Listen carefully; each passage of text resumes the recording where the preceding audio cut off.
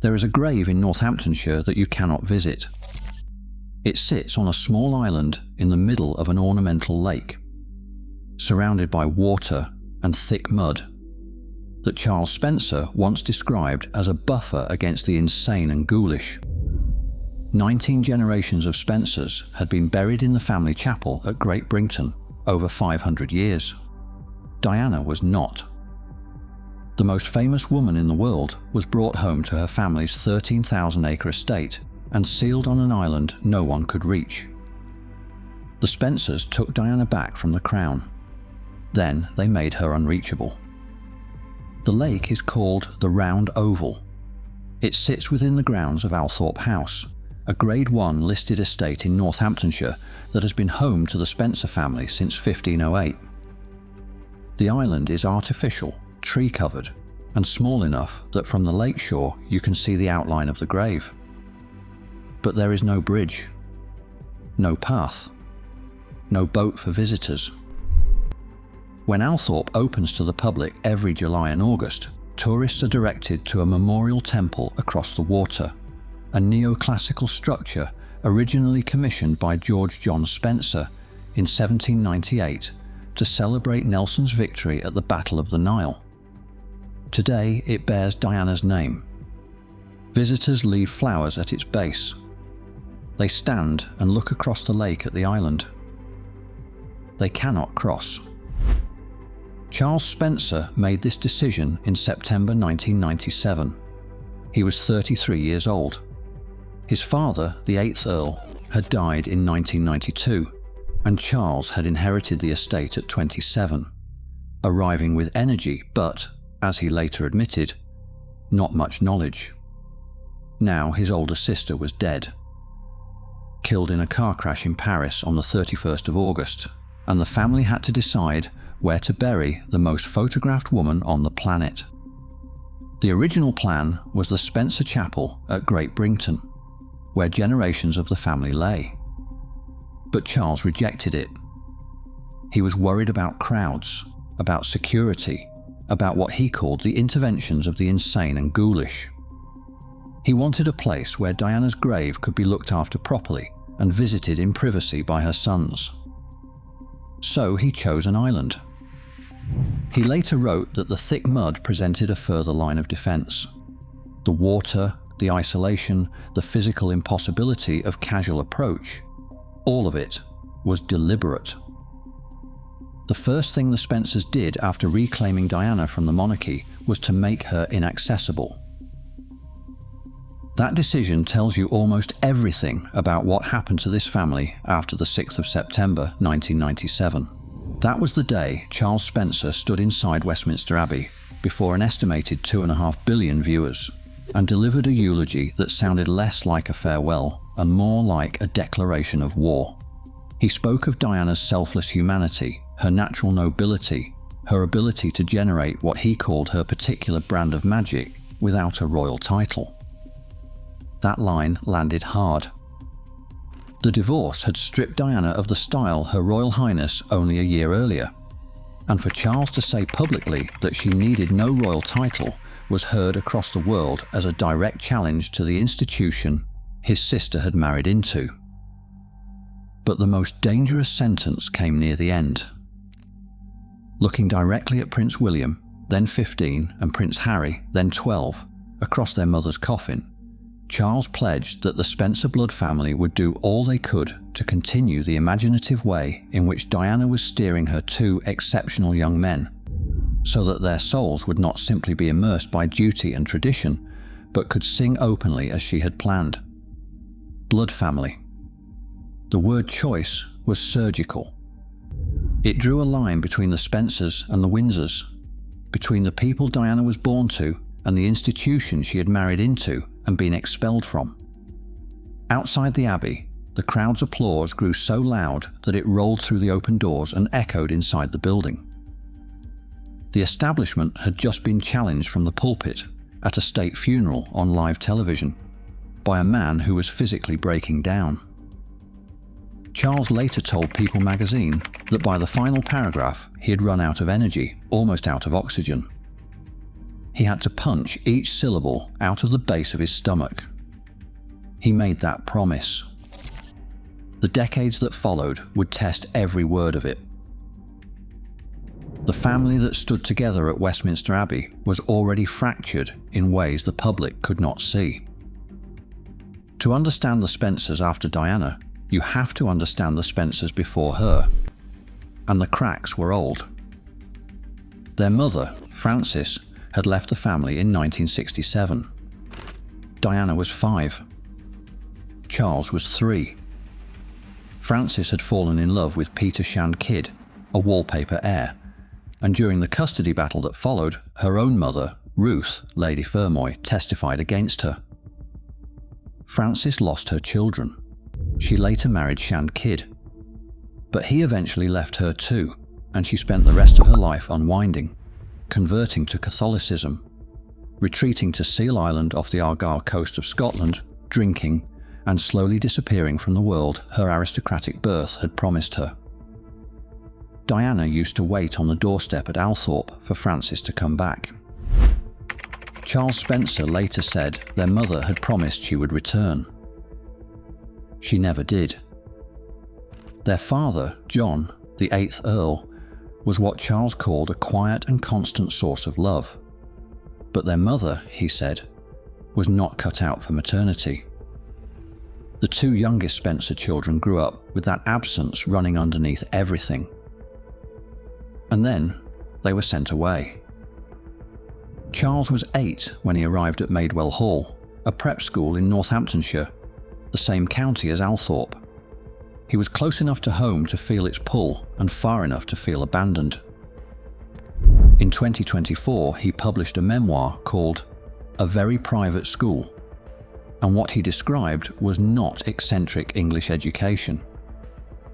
It was systematic cruelty. The headmaster, whom Spencer identified by name, was a sadist and a paedophile who had complete control over the school.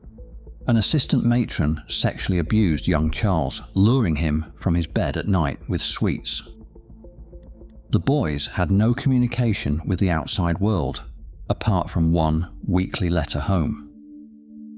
The school was, as Spencer put it, staffed by unregulated amateurs who could act on their own darker needs without oversight. Maidwell Hall sat in the same Northamptonshire countryside as Althorp, barely a dozen miles of English road between them. The country house ideal and the institution that damaged the children inside it existed in the same landscape. Diana attended similarly difficult boarding schools. The Spencer children were not simply aristocratic kids with nannies and pony rides. They were products of a system that sent them away from a broken home into environments that broke them further. By the time Diana died, the family had been carrying these fractures for decades. Frances was estranged from Diana. Reportedly, their last conversation ended in an argument about Diana's romantic life, possibly her relationship with heart surgeon Hasnat Khan. Frances had told a magazine that Diana had voluntarily surrendered the HRH title, which Diana saw as a betrayal. Mother and daughter were not speaking when the car hit the 13th pillar of the Pont de l'Alma tunnel. Charles Spencer was living in Cape Town, South Africa with his first wife, Victoria Lockwood, and their 4 children. The marriage was already collapsing. Lady Sarah McCorquodale, Diana's eldest sister, was at home in Lincolnshire with her husband Neil.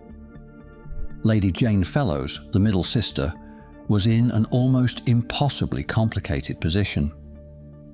Her husband, Robert Fellows, was the Queen's private secretary. Consider what that meant. Robert Fellows had married Jane Spencer in 1978 at Westminster Abbey.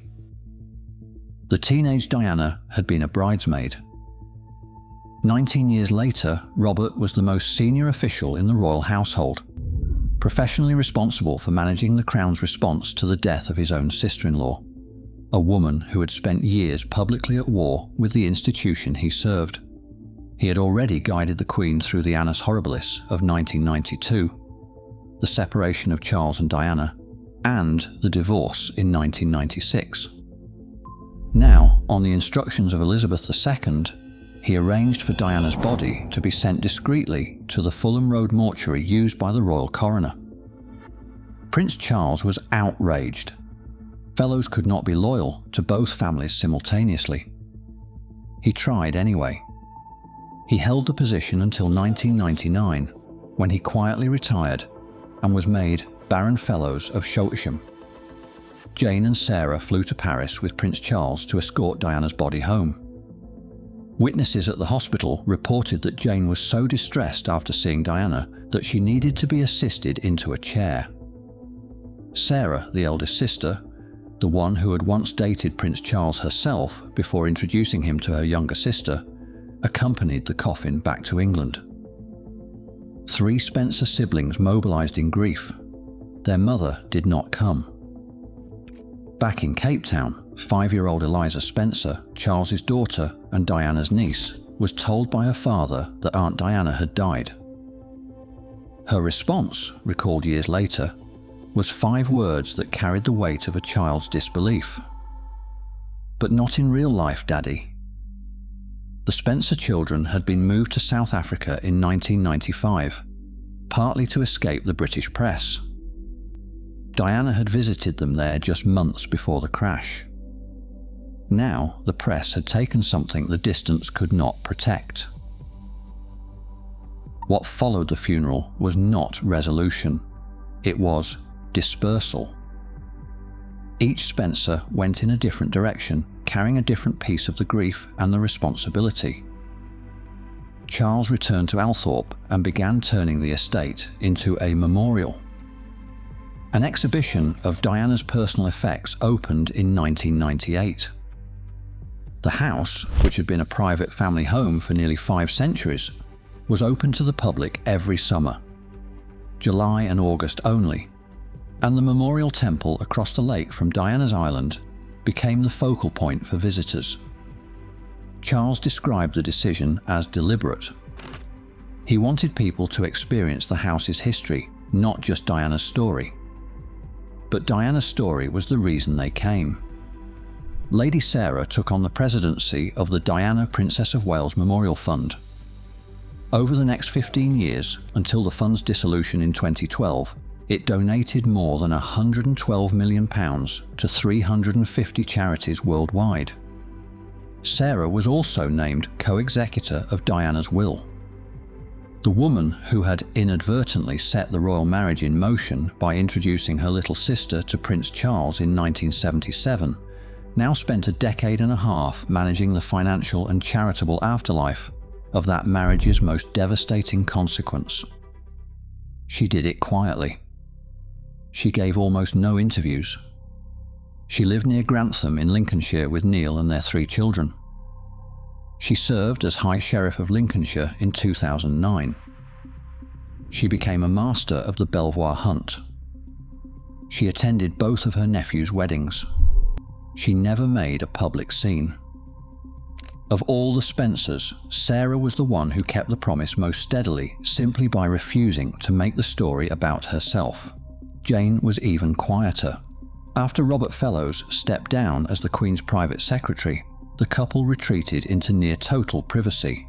Biographer Tina Brown later described how William and Harry would holiday with the Fellows family, and that Jane played the biggest role among Diana's blood relatives in raising the boys.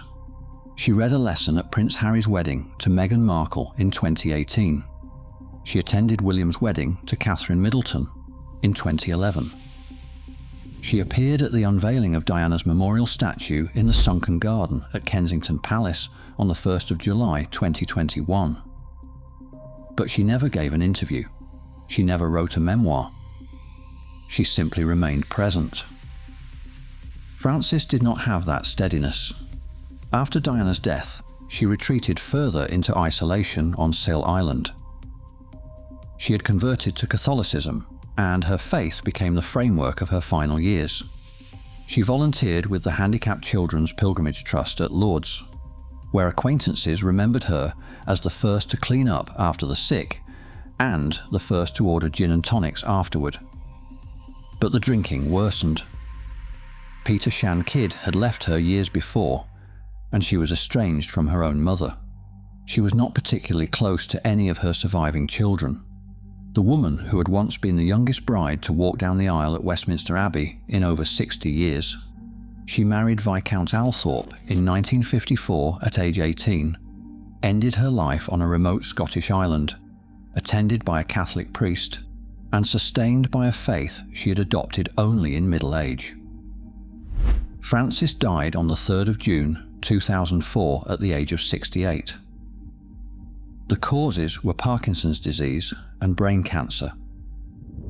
Her funeral was held at St. Columba's Cathedral in Oban. Prince William gave a reading. Prince Harry attended. Their father did not attend because Prince Charles was representing the royal family at the state funeral of President Ronald Reagan in Washington held the following day. Even in Frances's death, the Crown's schedule took priority over the Spencer family's grief. She was buried at Pennyfewer Cemetery in Oban, not at Althorp, not in the Spencer Chapel at Great Brinkton, where 19 generations of the family lay. Frances Shand Kidd, who had produced the most famous Spencer in 5 centuries of the name, was buried alone in a Scottish coastal town, separated in death from the family she had separated from in life. While Sarah guarded the fund and Jane guarded her privacy and Frances disappeared into Scotland, Charles Spencer was living the contradiction of his own eulogy in real time. He had pledged to protect Diana's sons from being consumed by duty and tradition. He had positioned himself as the stable alternative to the royal machine. But his personal life told a different story. His first marriage to Victoria Lockwood ended in 1997, the same year as Diana's death. In 2001, he married Caroline Freud. That marriage ended in 2007. In 2011, he married Karen Gordon, a Canadian-born philanthropist, in an intimate ceremony at Althorp. They had a daughter, Lady Charlotte Diana Spencer, born in 2012. That marriage was announced as over in June 2024. 4 marriages, 7 children across 3 of them. The man who had promised the world he would help shield William and Harry from instability was himself repeating the pattern that had shaped his entire family. The same cycle of broken marriages that had damaged his parents, his sister, and his own childhood.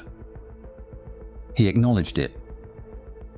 In interviews surrounding a very private school, he linked the abuse he suffered at Maidwell Hall to the emotional patterns that hobbled his adult relationships. The boarding school had broken something in him that decades of therapy had not entirely repaired. And then there was the estate itself. Althorp looked like permanence, 500 years of Spencer history, Van Dyck paintings on the walls, the Marlborough silver in the collection, 28 listed buildings across 13,000 acres. But permanence is expensive. In 2010, Charles organised a 3-day sale at Christie's aimed at raising £10 million to reinvest in the house.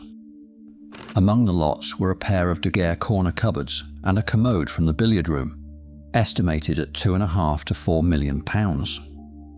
He told Country Life that he had fallen back in love with Althorp and was determined to secure its future for his 16-year-old son, Lewis. But the sale drew criticism. Some saw it as a necessary act of stewardship. Others saw Diana's brother selling the family silver. The financial pressures did not stop. More recently, Charles sold 310 acres of farmland at Dallington, near the Althorp estate, to the housing developer Persimmon Homes for a reported £60 million. The reason, he said, was rubbish, not metaphorical rubbish. Actual lorry loads of construction waste dumped on the land in the dead of night, asbestos sheeting rotting in hedgerows, and, in one case, 60 burnt-out cars stacked on what had been good pasture. A historic farmhouse on the property had to be demolished after arsonists set it on fire. The aristocratic land surrounding Diana's childhood home could not defend itself against fly tippers and vandals, so Charles sold it. The money was reinvested in Althorp, but the image remained. The Spencer estate, the symbol of continuity, of Old England, of the family that took Diana home, was being chipped away by maintenance costs, by inheritance, by the brutal economics of keeping a 500-year-old house standing while the world around it changed. And then Charles opened a different kind of archive. A very private school, published in March 2024, was not about Diana. It was about Charles, age 8, arriving at Madewell Hall in the 1970s and discovering that the pastoral English boarding school his parents had chosen was run by a man whose needs, Spencer wrote, were those of a sadist and pedophile. The headmaster had complete control, the staff were unregulated. The boy's only connection to the outside world was a single weekly letter home. Charles was sexually abused by an assistant matron who lured him from his dormitory with sweets. He was physically beaten. He was emotionally abandoned.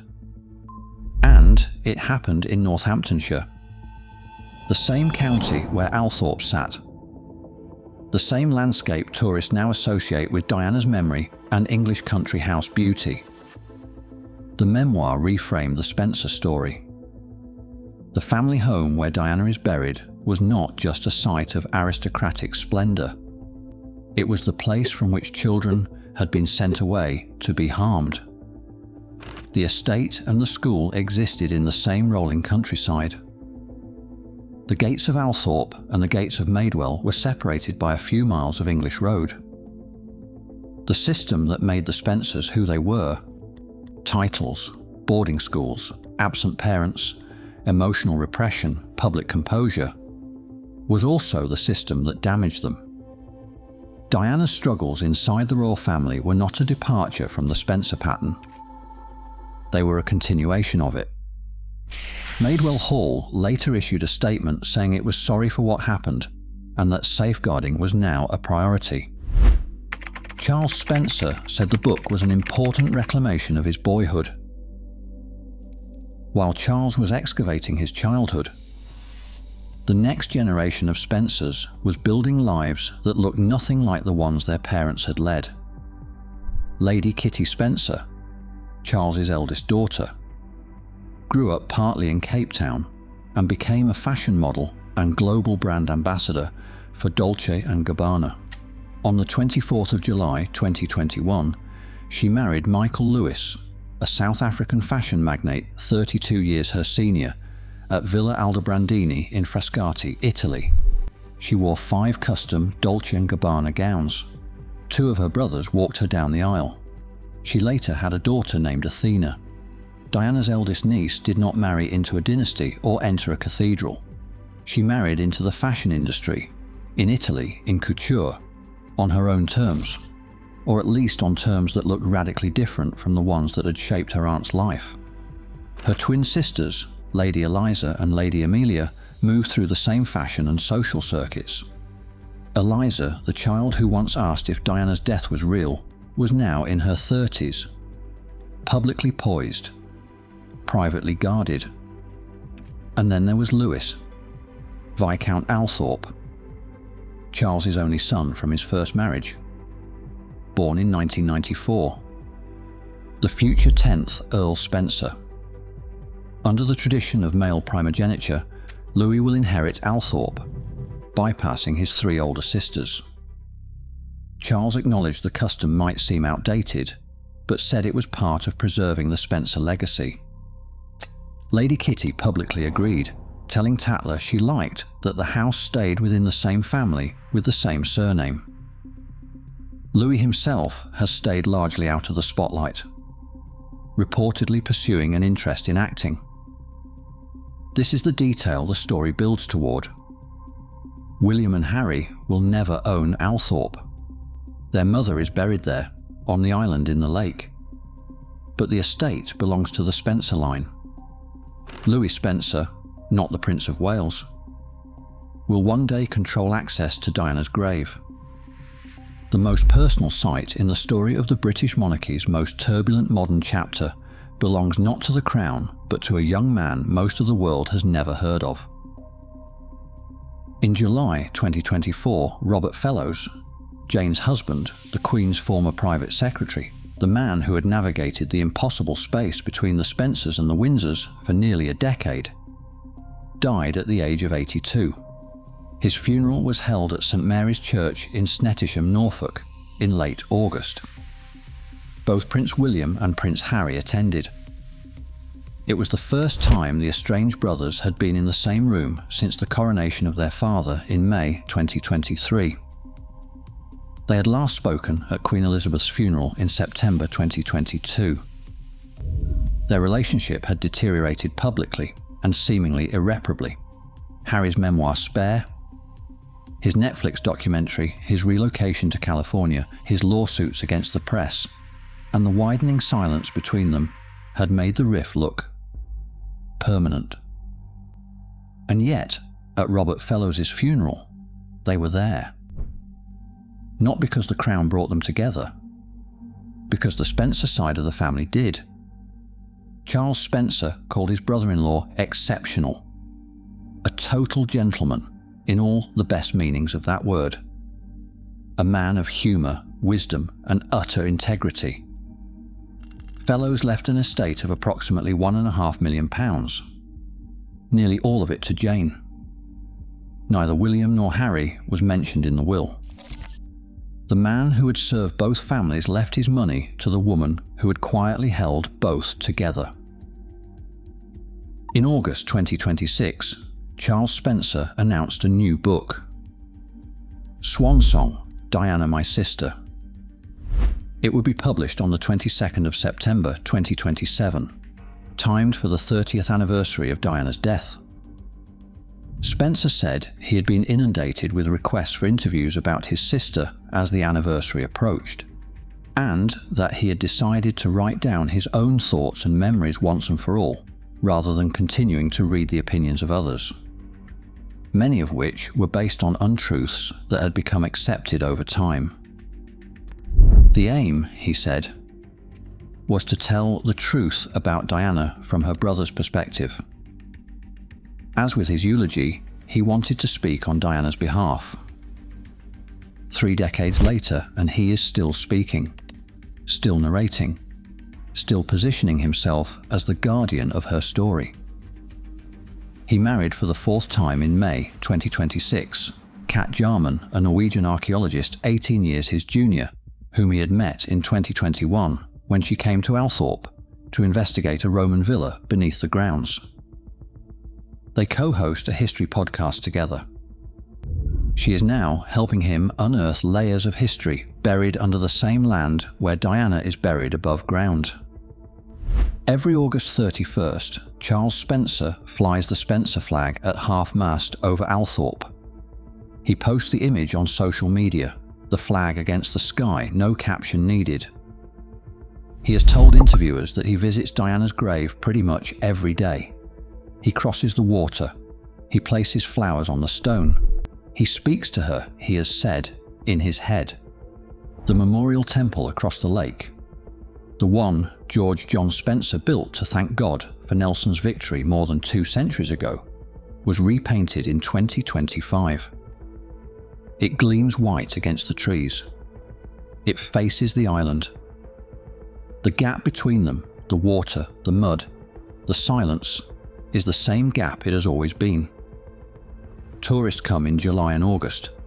They see the temple, they see the flowers, they see the edge of the lake. They do not see the grave. Lady Sarah still lives near Grantham. She suffered a serious fall from a horse in 2025 and was hospitalised. She is 70 years old. She still supports both nephews. She still avoids the spotlight. She ran Diana's charitable legacy for 15 years and then let it close without fanfare. Lady Jane is 69 and a widow. The most private Spencer, she has never given an interview, never published a memoir, and never made a public complaint. She raised 3 children with a man who served the Queen during the exact years when the Queen's family was trying to manage the fallout from the Spencer marriage. Jane held that contradiction together for decades without ever explaining how.